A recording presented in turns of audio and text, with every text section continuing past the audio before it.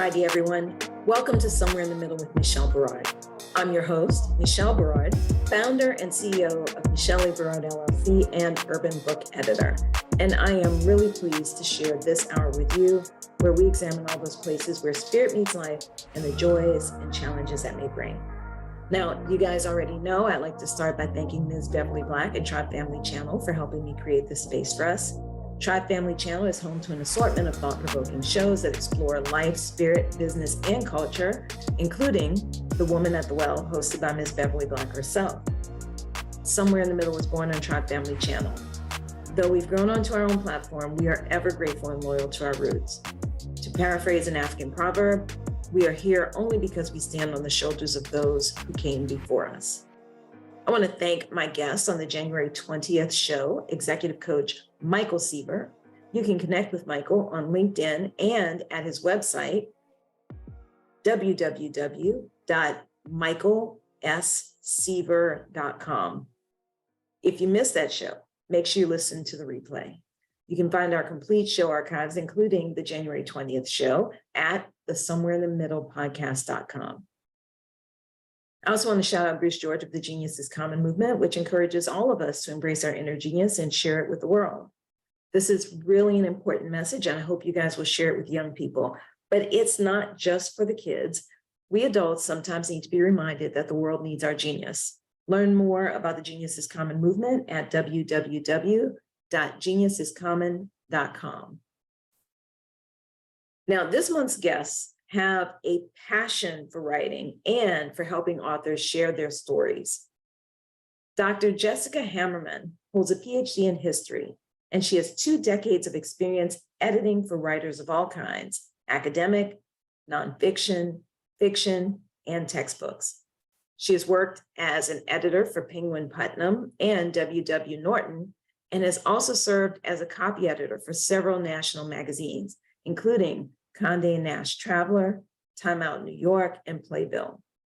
She lives in Bend, Oregon with her husband, Isaac, and her 2 children, where she teaches world history. And with 20 years of experience in digital design, art, and book layout, Isaac is the heart of Emerald Book Design. He has designed books and built websites for fiction authors, memoirists, and professionals. He is an award-winning photographer and renowned painter and illustrator who has authored a few books of his own. He brings an artistic eye to all of his book and web design projects. He is an excellent editor and coach and has a unique ability to bring out the most creative voice for writers and artists of all kinds. So I am excited to welcome Isaac Peterson and Jessica Hammerman to Somewhere in the Middle with Michelle Berard. Isaac, Jessica, thank you for being with me. Yeah, absolutely. Thanks for having us. It's great to be here. Well, I am really excited because you guys, well, you have kind of a similar mission to mine and you really help a lot of people. And I am so interested in how you got started. And so I'm going to ask 2 questions to start our interview. If you're ready, I'll ask those. Yeah. Awesome. Isaac Peterson, Jessica Hammerman, how did you become, who are you? And how did you become who you are today? Okay, we are Emerald Books, and how we became Emerald, the name, I'll say about the name, and then Isaac can tell us about the role. So our daughter's name is Ruby, and we have this thing about rubies in our relationship. We're married, and actually my engagement ring is a ruby. And so yeah, we have ruby wedding rings. Yeah. And our daughter's name is Ruby. And so she had an alias like to play pretend when she was littler, and it was Emerald. And then we just were like, let's just play with that and be Emerald Books, and be a gem. And then we thought about, and now we're thinking ahead and thinking about different imprints and stuff and different gem names and other things. But that's where we got Emerald Books, and that's our core company. And what we do is we edit, design, and produce books from authors, and we're a hybrid book publishing company. And Isaac will tell you how we got started, probably. Yeah, well, I think there's just something about creativity sort of forces you to be an outsider, you know. I went to this lecture by this comic book author, Jam DeMatteis, and he said something that really struck me. He was like, I couldn't do anything but write. Like I couldn't, I couldn't hold a normal job. I couldn't work for someone because they're telling you what to do, and that's not creative. But there's just something about creativity that's just really connected to identity, like who you are, and it can't be taught, it can't be controlled, instructed. It's just something like profound and rebellious, right?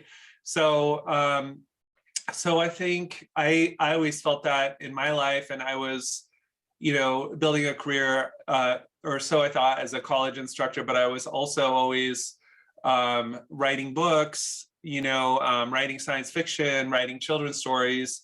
And I thought it would be so nice if I figured out how to produce these myself, like how to figure it out. And it was right around the time when digital presses were starting in 2013 or so. And so I understood digital presses. I figured all of them out. I was producing my own books. It was really cool. I was teaching, as an adjunct instructor in college, and I would have illustration classes, storytelling classes. And the final project for all these classes would be, well, okay, let's produce a book, give me all of your work and I'll scan everything. And because I have this know-how, I can make books, right? So that would become like our final project in classes, and I didn't think very much of it. But then people would see my books, people would buy them, and word just got out. And then there was a New York Times editor that he was an editor of the New York Times in the 70s. He was the arts editor. And we happened to be at a dinner party with him, and he was like, I'm working on a memoir. I don't know how to produce it. Right. And I said, oh, I know how to do that. So he hired me, and then we created this book, and which, then was featured in the New York Times. And then it was just kind of like word just kept spreading, and it was unstoppable. Right. and I was, we had moved from New York here to Bend, Oregon. Yeah, here to Bend, Oregon. And I couldn't teach here because, well, in New York City, there are so many colleges that you can, you could teach 25 classes and make $50,000 a year and support yourself. But here in Oregon, there's only 2. And so I couldn't put together enough money as a freelance teacher. So I went into being a graphic designer. So I was still, I was working my graphic design job. I was doing well there. I was happy with it. But then all these clients were coming in, they were like, oh, we want a book too. Hey, we heard that you're the person that can help us make a book. It just went on. And there were contacts on the East Coast. I remember having to the only time to meet with them was on New York time. So I'd have to get up at 5 a.m. and call them. And then finally we would, we started balancing the books and stuff. And because Bend is a small town, it doesn't pay that well. So we were just kind of like, this actually working is less affordable than working with clients and creating books. Mm-hmm. So we kind of, gosh, it was inertia, but it was 15 years of inertia or something, And I actually got my start in New York also with editing.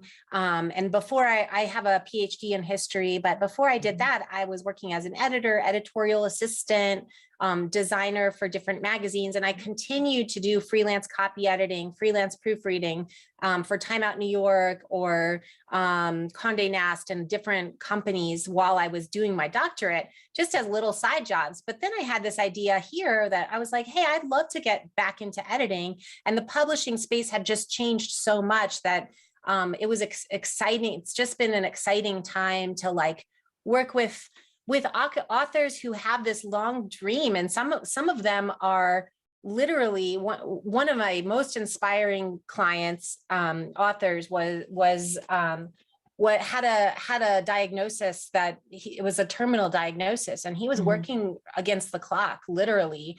And he was such an energetic guy. His name was Rick Pillsbury, and he was just such an energetic, like you could just see how many people love him after he did pass away, and just all of the kudos and so we together, it was a challenge, but we worked with him against the clock to get his book out into the world. And then he had this vision for what the cover would be, and Isaac just met that vision, and it just came together really fast. And he was able to hold the book, to show the book, to talk about it, and then I think it was only like a couple of weeks later he died. But we were, and then that book just was kind of a runaway success because it was about time travel.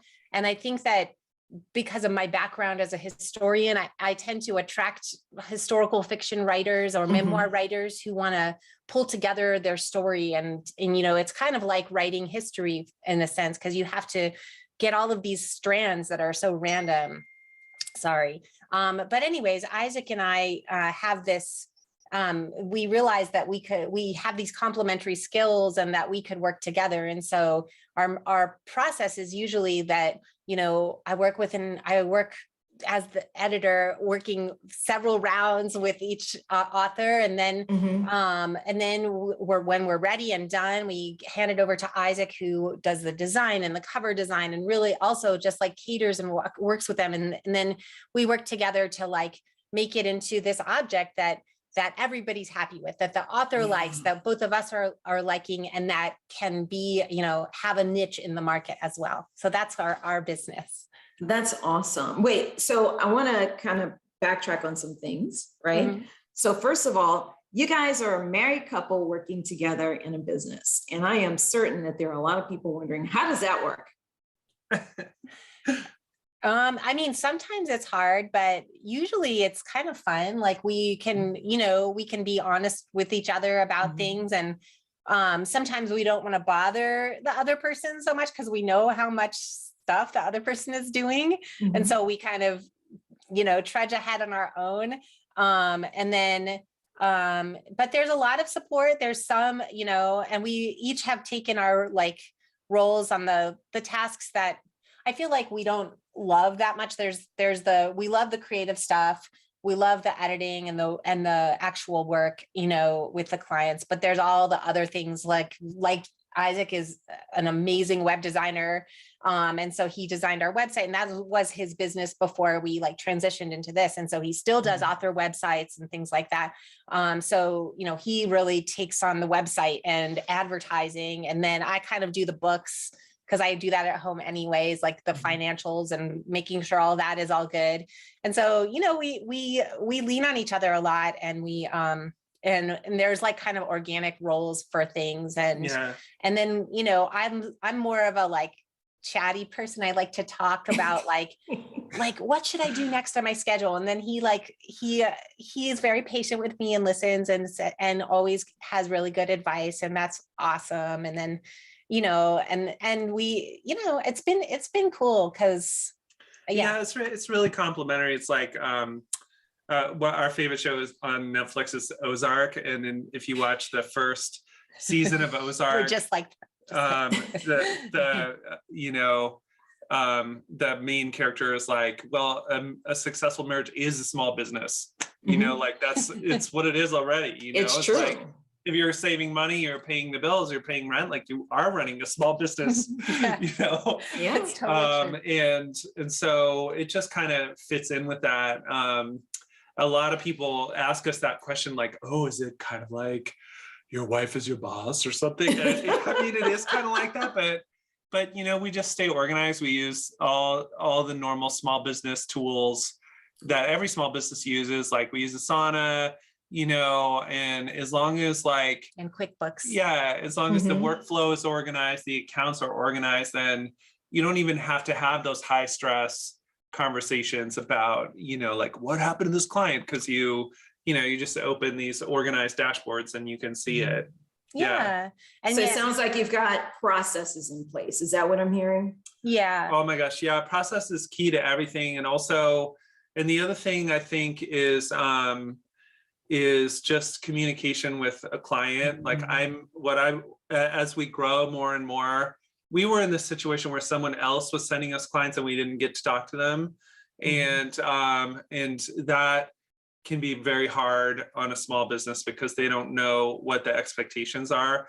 But my new idea is like, if I could, I want to not let you buy anything from us unless you spend an hour with me, or so, or, I want to say like, that's what I want for our website. I want to have, and that's what I'm just getting into, making videos and stuff. I want to say like, I don't want your money until you read, my 20-page PDF on the website of exactly every step of what's going to happen, until you watch all my videos about, me telling you what publication is like, what it means and doesn't mean. Like, I mean, I just don't want those clients anymore that like will storm into Target and be like, why isn't my book there? Yeah. Right. Right. Well, and that's interesting that you mention that, because sometimes it's really just that your clients don't understand what the publishing process is, how they get their books out into the world from, I know that for my part, I just had to send a manuscript back yesterday. I agonized over it. I agonized over it. And it was a project that someone else had negotiated for me to do. Yeah. And I got the manuscript and I'm like, I can't, it's not ready. Yeah. And I can't in good conscience. And so I had to, and I agonized for about a week, guys. I was like, oh, I don't want to send this back. But sometimes that happens, right? You have to tell people, I don't think your manuscript is ready. You need more development, or you need more editing, or you need to do rewrites. You need to explore this or explore that. How does that work in your business? What have you found that authors? It sounds like both of you have a lot to say about that. Yeah, it's so important because like having I mean, authors are so, I think there's this moment where you finish a book and you've never done that before. And you're like, I did it. I wrote 100,000 words. Boom. It's the rest of my life. It's my career. Yeah, I'm going to be famous and rich, but you don't understand that like the world of reviews is so forceful, and I mean, having a word count output is wonderful and it shows that you have the discipline, but I just think just be careful. There's no reason for any author to rush something into the world of reviews when they're not ready. Yeah. And the key to this, Michelle, the key to anything is editing. So editing is gonna can really turn something around. I've been working with this memoirist for over a year, we decided. And he usually our process that we have as a company is kind of a we hope that we can get a book from draft to publication in 3 rounds of editing. And that's kind of what we really emphasize. So the first is the developmental round. The second is line editing, parsing out words, taking out things, and making sure the sentences flow well. And then the third is just looking for errors. But sometimes when authors get to that third stage, they realize, oh my God, this is the last chance I have to do anything with it. And then they add and they add.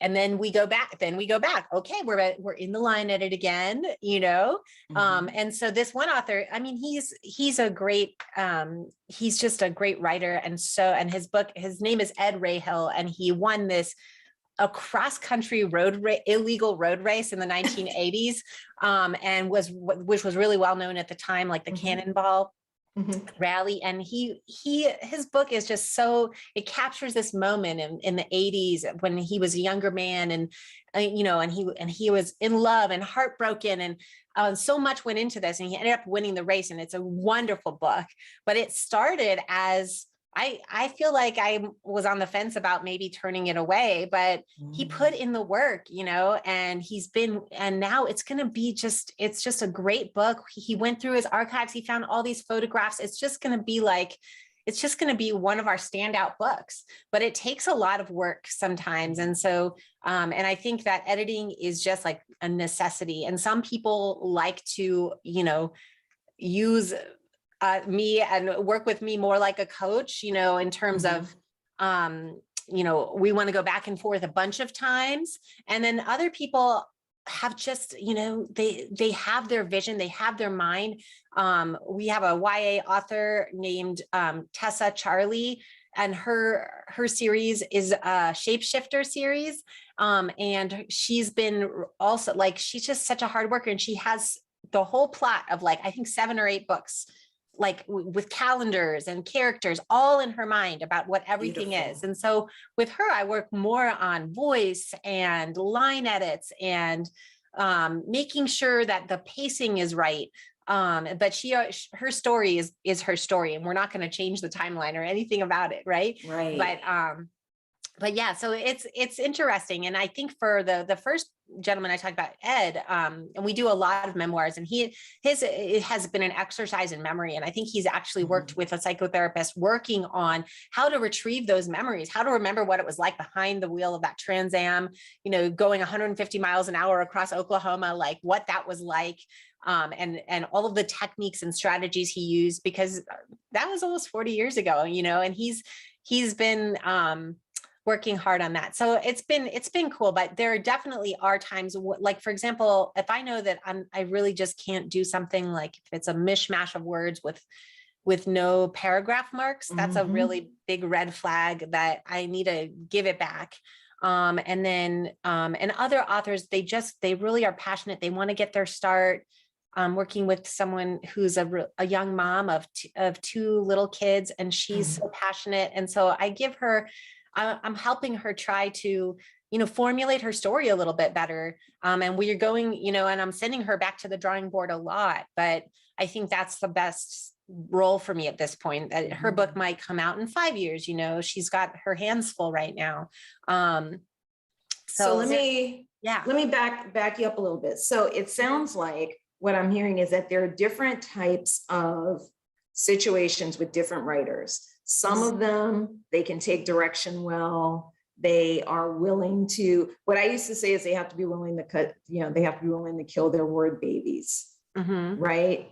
Yeah, I mean, it's unfortunate, right? You put your words on paper. Darlings, Yes, but they have to be willing to do that. But they also maybe need to be ready to develop personally, right? In terms of being able to take that constructive criticism, being willing to take the direction, but also as a professional writer to learn more about what makes a good story, and making that investment. Like you mentioned, Ed, the gentleman with the cannonball race. Yeah. He is going to a therapist potentially, possibly going to a therapist to help him really dig into those feelings of that time and what he was thinking and what he was experiencing. So there also has to be a certain amount of willingness to invest in the time and whatever other resources might be necessary. Am I hearing you correctly when I state it that way? Yeah.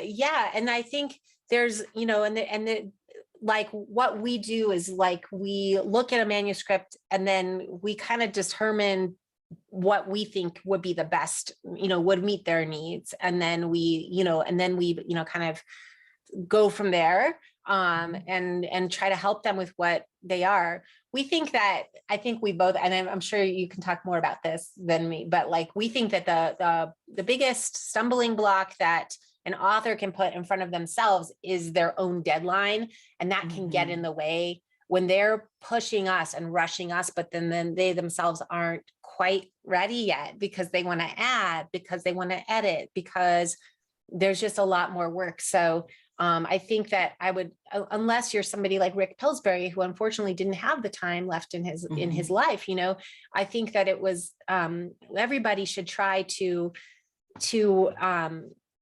when you submit to your editor and you want it to be published, give yourselves 2 years, give yourselves a year of editing and then a year of marketing design. And I think that's like a safe bet, Yeah. But the truth is that we are able to produce a book within a few months.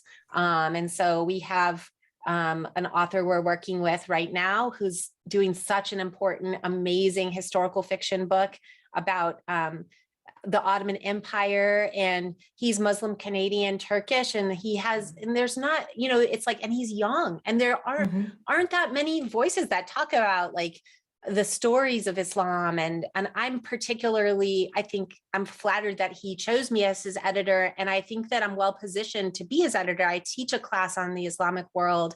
And so I'm really familiar with that history. And so to bring it alive in a different way from the perspective of a young man, and to really, Muslims haven't had the easiest time and the easiest reputation. They haven't got their voices aren't out enough. And so I think that one of the things that our publishing house has done is bring out the voices that aren't, and that haven't been, as commonly, published in the past. So, well, and that's one of the things that I think we both agree on, or all three of us rather agree on, is it's important that we share people's stories, right? Through fiction, through memoir, through all self-help, all of these different things, because that's how we are. I hope we help heal the world a little bit, even just in our little corners of the world, by sharing those stories so people get to understand one another. That's really important work, Absolutely. So, well, I want to ask you to just define something for me, because I'm backtracking a little bit, because some of our listeners aren't in the writing or publishing business. Explain to them, what is a hybrid publishing company? So a hybrid publishing company, excuse me. Well, basically, the publishing industry is kind of this giant monopoly, and it's only owned by 5 companies, right? But what happened was basically computers, right? So now everyone has the experience of like, wait a minute, instead of like being in a place with a whole industry, I can do everything on my laptop, right? So that was the discovery that happened to me in 2008. I was like, oh my God, I can produce a full book on my laptop. This is amazing, right? And then the other thing is just this gargantuan amoeba called Amazon, which just set out to eat everybody's lunch, right? And be like, how about bookstores don't exist anymore? I mean, and then if you watch that movie When Harry Met Sally, or what is it? You've Got Mail? No, Sleepless in Seattle. I don't know, whatever. Yeah, it's like Sleepless in Seattle. One of the characters, Meg Ryan, owns a tiny bookstore, and the other character works at Barnes and Noble, and he doesn't want to admit it, But the end of that story is that Barnes and Noble ate bookstores' lunch, right? And then Amazon ate Barnes and Noble's lunch, right? And then all the dominoes just fell. But bookstores will never die. People love print.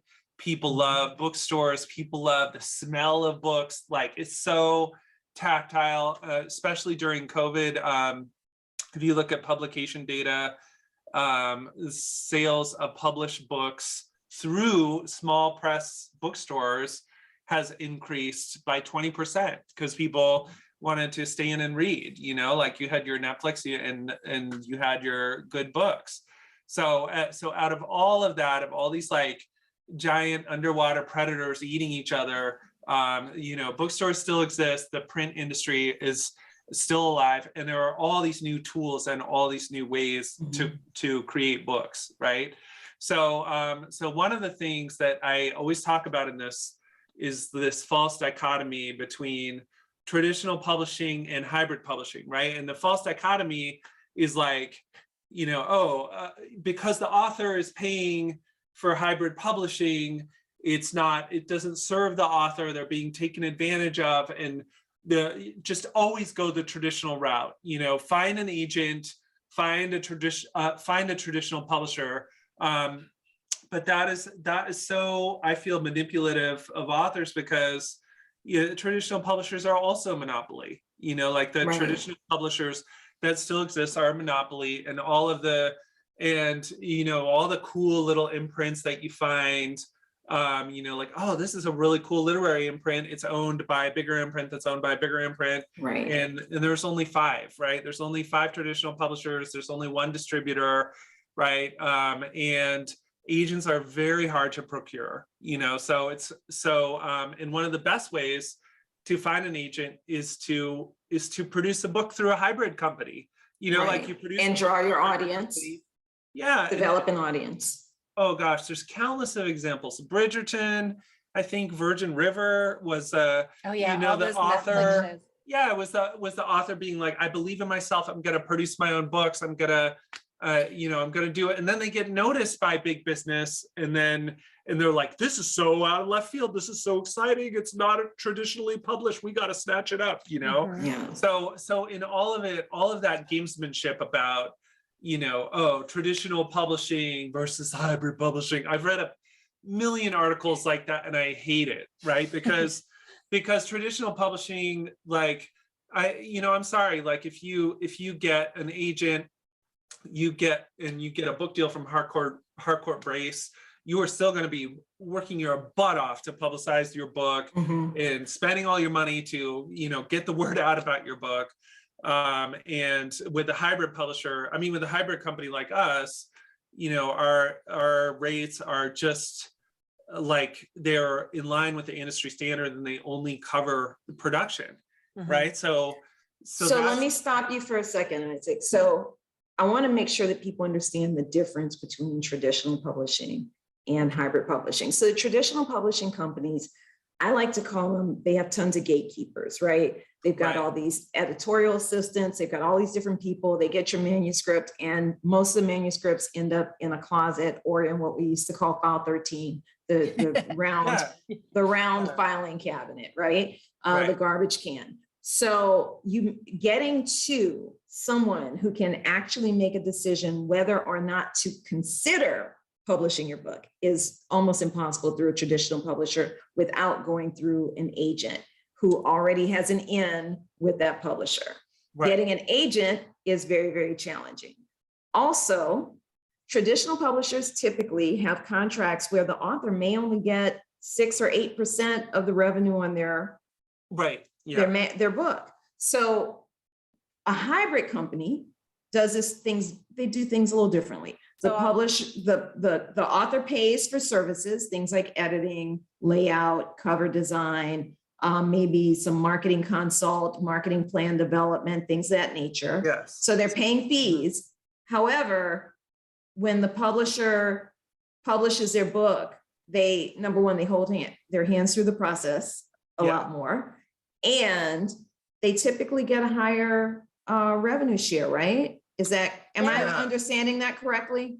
Yeah. The revenue at our company is up to 85% or 90% revenue. It depends on what they buy. So the way our business stays afloat and is that the author pays for editing. And I think that if somebody is interested in traditional publishing anyways, they should still always pay an editor first, just to make sure before they send it out. So someone like Michelle or me or we both probably know a bunch of really great editors.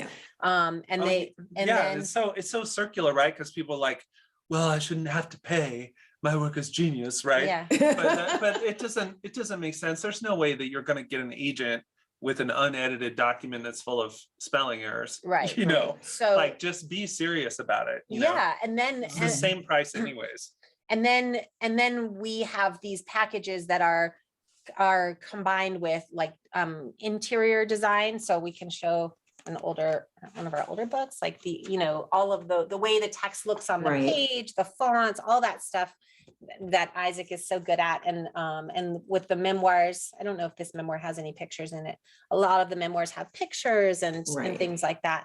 And so the interior design, the cover design, and a lot of Isaac's work is hand drawn and hand designed. Sometimes sometimes the author prefers to use their own artist, and that's the case here. But in all of them, Isaac lays it out and makes sure that all of the margins, and we'll be clear, right? This is something that is available and accessible to anybody. And so anybody can have a KDP account, anybody can upload anything to KDP. And that's what some people choose to do.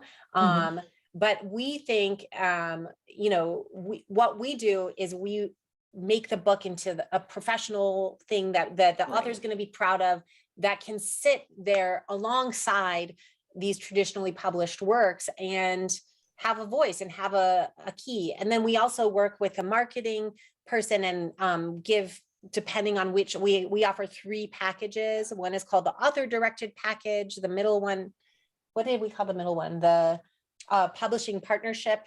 And the third one is the bookseller pro. And so depending on the choice of the author and if we agree with them, then they can choose, whichever of those 3 packages, and depending on which one they get essentially more marketing. Each one, all of them end up with a book. Some packages have ebooks, some have hardcovers, some have multiple hours working with a marketing coach. Some have just 1 hour, but we kind of make sure all the ingredients are there for the author to succeed, regardless of what they choose. And by the way, of whether they choose to do their upload themselves or they want to work with us. And that's always, kind of what we do. So Yeah, I mean, You said I'm sorry. no, go ahead. Well, you said something really key, and it tied back to something Isaac said. That's what just struck me, Isaac. Yeah. So Jessica said, if we agree with them, and you mentioned not wanting to work with anyone unless, or that's not the way you phrase it. You mentioned not wanting to take anybody's money until they have met with you and gotten to know you. And you guys, what I took from that was that you guys decided together that you're wanting to work together and that you can do this. Am I? Yeah.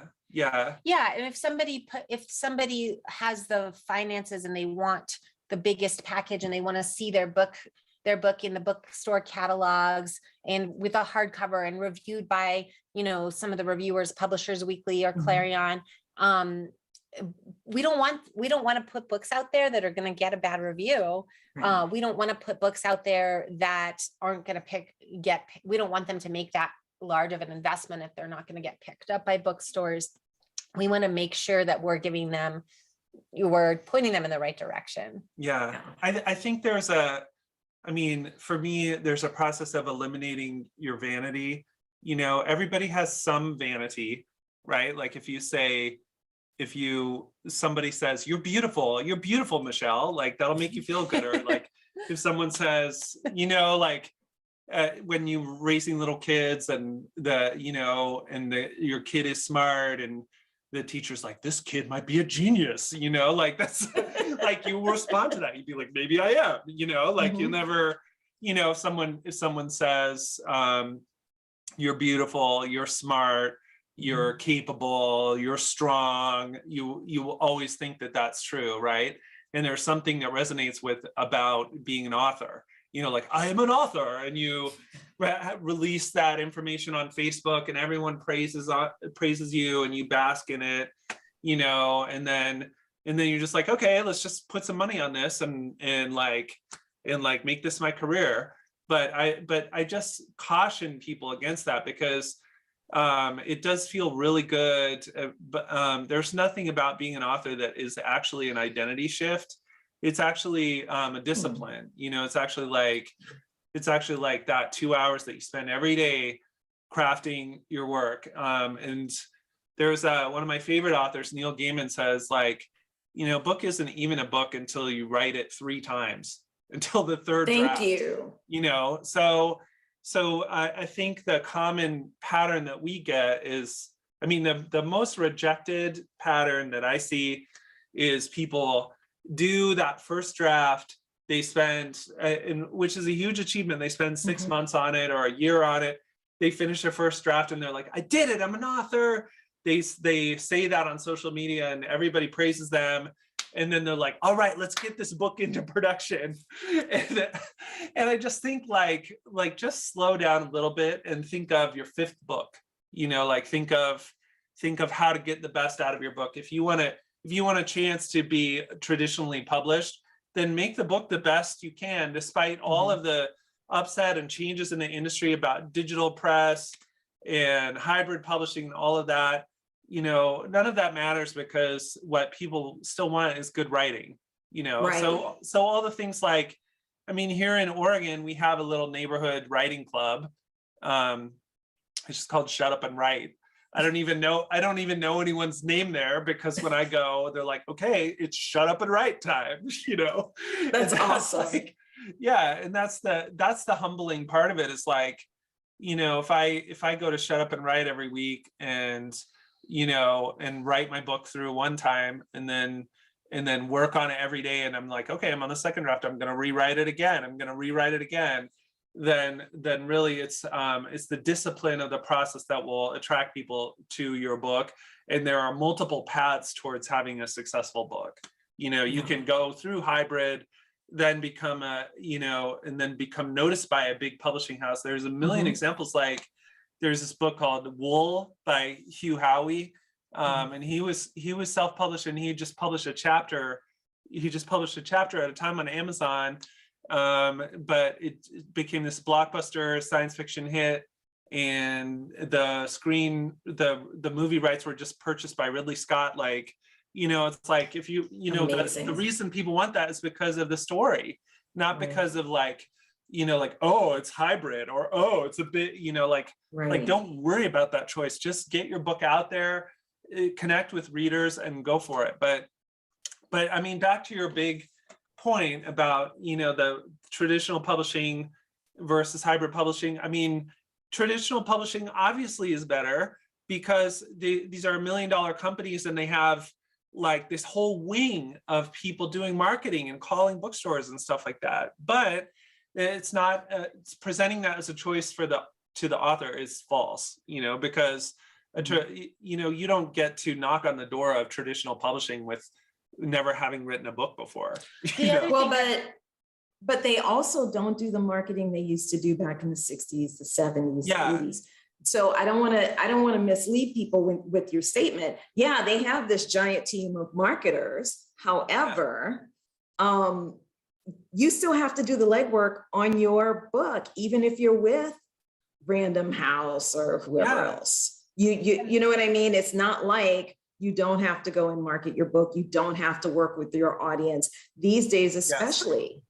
You have to work your butt off. There's a few more details too that some people really enjoy about the hybrid. Is number one, you know, we're not going to tell you to change your character. Oh, can you make your character into a woman if it was a man, or can you make your character gay if they're straight, or vice versa? It's usually vice versa, right? We'll accept, you know, the pretense of your story, the premise, and bring it to life and make it your story only better. I think that a lot of traditional publishing feel like they can just mess with people's characters, change them around. Oh my gosh. Yeah. Oh, wait, I have two examples. Okay. So Ursula Le Guin in the 70s, I think, wrote basically Harry Potter, right? Which no one acknowledges it, but the Earthsea Chronicles, it's about a wizard school and a young boy that realizes he's a wizard, goes to this school, and you know, gets training, becomes the most powerful wizard, right? The key difference, though, is that it's specifically the kid is a Black kid, right? And then if you buy Earthsea, to this day, it has a white kid on the cover. And that is fascinating. Yeah, and the same with Octavia Butler. If you get her, there's a series called Lilith's Brood, and it's basically about aliens encountering humans, right? The main character is Black, and to this day, you can find Octavia Butler editions where it shows a white person on the cover entangled in alien tentacles or whatever, you know? Yeah. That's fast. You know, I just sat in on a call with James Patterson the other day, and he passed a comment that I think a lot of people maybe didn't even notice about the publisher changing something in his book. And I was like, you can do that to James Patterson? I didn't even know you could do that to James Patterson, change something he said the Yeah. publisher insisted on changing this. That's not how I had it written. And I was like, Yeah, okay, yeah. I didn't even know you could do that. Yeah, to James yeah. Madison. Ursula Le Guin wrote about that too. She was like, that's not my character. Like the publisher just, they took the book away from me and they hired the artist and they made made the main character into a white guy because they knew it would sell better. Right. But she was trying to make a social statement.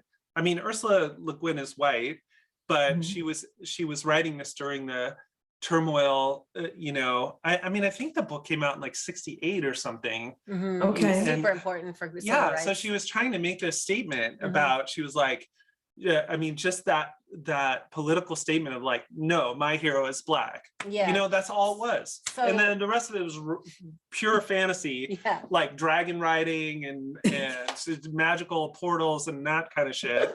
But she was like being true to her times, and then the publisher took that away from her. Yeah.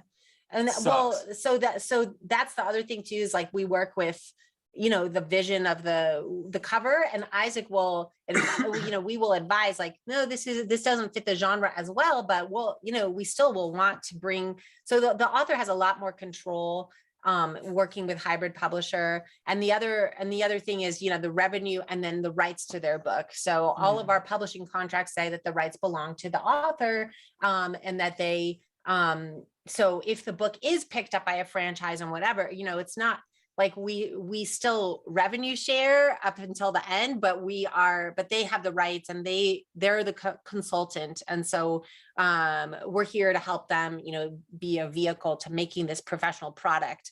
And so, yeah. So I feel like there's just a lot of good reasons to do hybrid.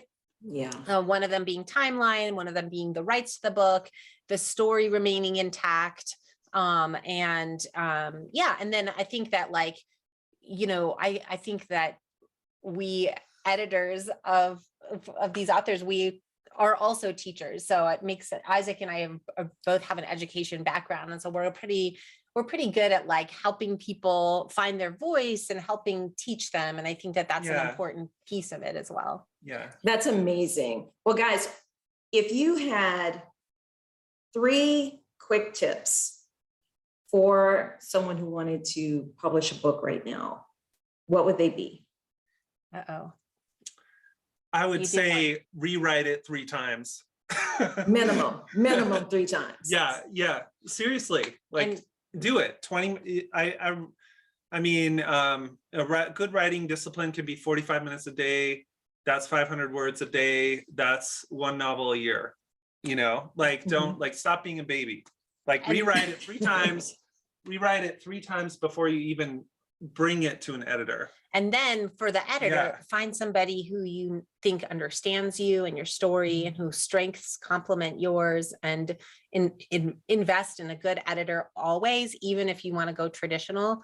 And there are a lot of us out there and we're all pretty busy, but you can't go wrong. And I should say that also Emerald Books partners with other editors, and we're always on the lookout for if you are an editor listening today and you have a book that an author you think would be right for working with us, then we would love to chat. And then in the third one, and well, the other thing that I would say is do not make writing like about vanity and identity. If you're interested in writing and you have a genre idea, like, oh, what if there's go back and read the whole genre. Like you have to read in order to be a writer. Yes, that's like, a good one. Like all those people inspired by Harry Potter, go back and read Earthsea, read the whole genre.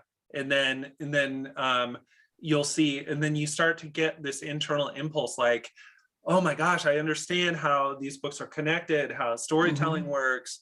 You have to have the ability to be self-critical, and sort of vanity and self-celebration around a first draft will really get in the way of that. But the other thing I will say is like these like self-publishing options are also totally free for most people, so I think like if I was it's a really great time to be like a teenage author, like you could I mean, your book wouldn't look good, but you can do Amazon KDP completely for free.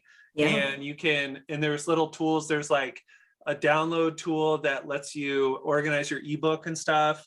It doesn't look very good, but you have something to connect with readers, right? But I think more than ever, it's like, gosh, the traditional publishing is like this citadel, super hard to break into or whatever.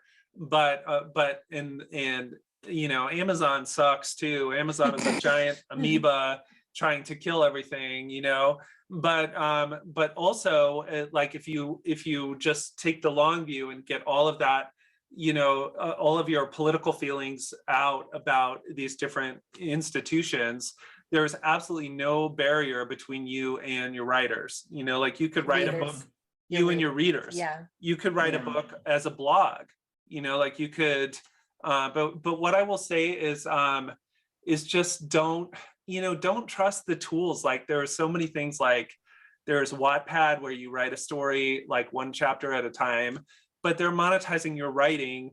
That's a company that makes money off of your writing. Just make money off of your own writing. You can be a down and out. That's what I was. I was always working a straight job, and then I was always like writing and making children's books on the side. Just be that outsider person, and the only thing you have to remember is to own your own work, right? Yes. Think of like the modern millennial or the whatever Gen Z experiences, like how much time you spend typing on Reddit and typing on Facebook. Like writing is just natural, and it's just communication. And really that I think when Jessica does most of our editing, but sometimes I do creative development, and I say, what the problem with most writers is everything that you've learned in school, right? Because they don't teach writing, they teach something else. But what I find is like the way that people speak is really good writing, and the way that they write is just too elaborate, so it gets in the way of communication. So if you look at like a manuscript that someone submits, it'll have like 50 conjunctions per sentence, because they think that's what being a writer means. Like their sentences have to be complex, but then you go to their social media and they're just writing really clearly and conveying their intention. So talk out loud to yourself and type dictate it. dictate. Find the truth of your story. Get the tools out of the way, get everything out of the way, and just write a good story. Yeah. Awesome. I love the passion. I love the passion that you have for storytelling and for authors. So Isaac, Jessica, how can people connect with you? Give them your website, give them your social media. How can they find out how to work with you? Yeah, so we're Emerald Books and emerald-books.com. There is I think a UK publisher with a similar name, but we're the USA Emerald Books. We're on Instagram, we're on Facebook, we're on Twitter, so you can find us there. The best place is our website. We get most leads, from just people filling out forms on our website. You can share your whole manuscript on our website. You can upload it, and then we Mhm. could just make an appointment. And I would just add one mini tip is like, because I feel like in our dynamic and in just between the two of us, I'm much more of an analytical person, and Isaac is the creative person. And I think that like those two forces are both really important. And so for myself, I have to remind myself to withhold judgment during the creative phase and just let the creative phase be alone. And then later use the judgment analytical phase to make your story accessible to other people. And that's really what editors do when we're fixing writing, is just to make sure it's comprehensible and that it's not just in the author's head, that they're communicating something that people can understand. And so I think that those two stages are both really important. And so it's like, to let I have to remind myself to let the creative phase stay alone. And I think that Isaac has to remind himself something to check it twice and make sure everything is like in place, because he's so, he's so productive and passionate. And so I think that both of those are like, that's the yin and yang of producing a book. And But that's yeah. what makes Emerald Books, and such an awesome team. You guys are amazing. Isaac, Jessica, thank you for appearing on Somewhere in the Middle with Michelle Barad. Thanks for having us, Thanks for Michelle. inviting us. This was so awesome. Yeah. Well, that's our show this month, guys. You can reach out to me online at urbanbookeditor.com or michellebarad.com. You can also find me on Facebook and Instagram as Urban Book Editor. You can also find me on TikTok as Urban Book Editor. And now you can find me on YouTube as Black Women Becoming. Feel free to send some topics you'd like me to cover on the show. Send me a note. I'd love to hear from you. Make sure you tune into the show on March 17th when my guest will be author and educator Ann Arsenault. You can find us once a month on Fridays at 5 p.m. Pacific, 6 p.m. Mountain, 7 p.m. Central, and 8 p.m. Eastern at the somewhereinthemiddlepodcast.com. Let's continue the conversation. You guys be good, stay mindful, and remain prayerful. Peace and blessings, y'all.